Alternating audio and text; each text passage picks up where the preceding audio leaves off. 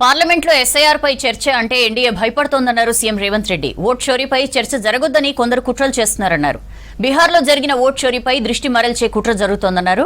ఇప్పటికైనా పార్లమెంట్ ఉభయ సభల్లో ఓట్ చోరీ ఎస్ఐఆర్ పై చర్చ జరగాలని డిమాండ్ చేశారు సీఎం రేవంత్ రెడ్డి.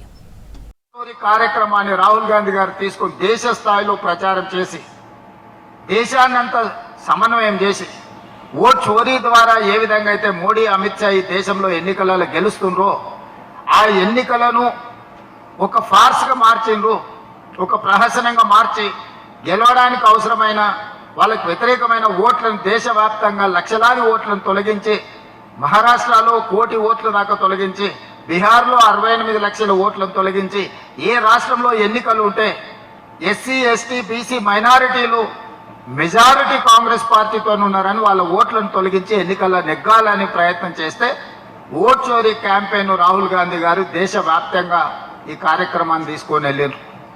ఆ విషయాన్ని దృష్టి మరల్చడానికి ఈరోజు మళ్ళీ సోనియా గాంధీ గారి మీద రాహుల్ గాంధీ గారి మీద కేసులు పెట్టారు. ఎందుకంటే పార్లమెంట్లో ఓట్ చోరీ మీద చర్చ జరగొద్దు, బీహార్ ఎన్నికలలో జరిగిన లోపాలను చర్చించొద్దని మళ్ళీ నేను ఈ మధ్యలో 4-5 రోజుల క్రితం సోనియా గాంధీ గారి మీద రాహుల్ గాంధీ గారి మీద కొత్త కేసు పెట్టారు. అందుకే ఈరోజు తెలంగాణ రాష్ట్ర కాంగ్రెస్ పార్టీ ప్రతి కార్యకర్త ఈ ప్రభుత్వంలో ఈ పార్టీలో ఈ ప్రజలలో ఉన్న ప్రతి వాడు సోనియా గాంధీ గారి మీద రాహుల్ గాంధీ గారి మీద మోడీ అమిత్ షా పెట్టిన అక్రమ కేసులను ఖండిస్తున్నాము. ప్రధానమంత్రి గారికి లేఖ రాస్తున్నాం.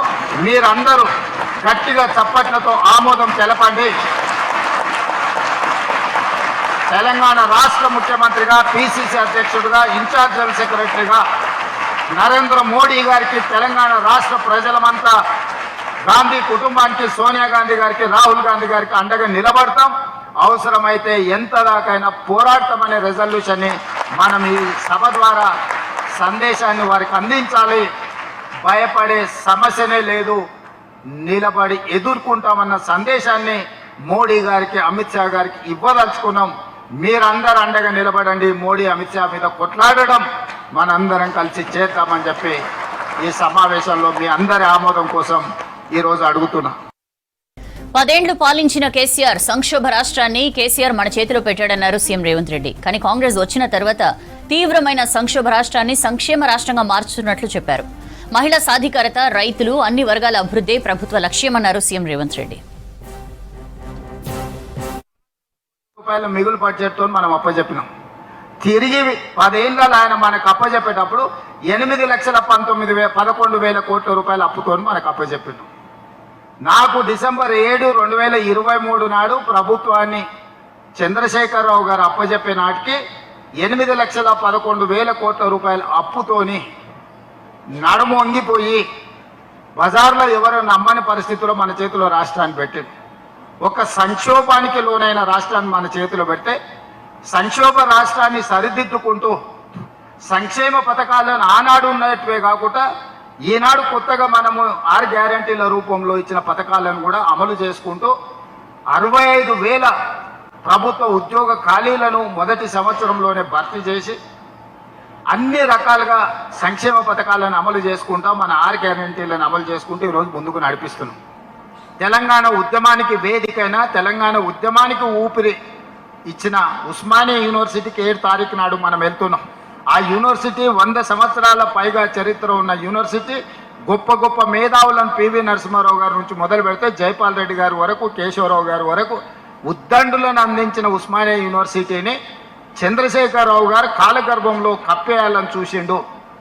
అందుకే నేను ఎవరు వెళ్ళని ఉస్మానియా యూనివర్సిటీకి నేను వెళ్ళినా ఆ రోజు చెప్పొచ్చిన ఎంత ఖర్చైనా అంతర్జాతీయ స్థాయి ప్రమాణాలతో ఉస్మానియా యూనివర్సిటీని అభివృద్ధి చేస్తామని 7 తారీఖు నాడు ఉస్మానియా యూనివర్సిటీకి వెళ్ళి ఆర్ట్స్ కాలేజ్ ముందే సభ పెట్టి ఆ యూనివర్సిటీ అభివృద్ధికి అవసరమైన నిధులను మంజూరు చేసి వాటన్నిటిని కూడా అభివృద్ధి పదం వైపు నడిపించడానికి ప్రణాళిక తీసుకున్నాం.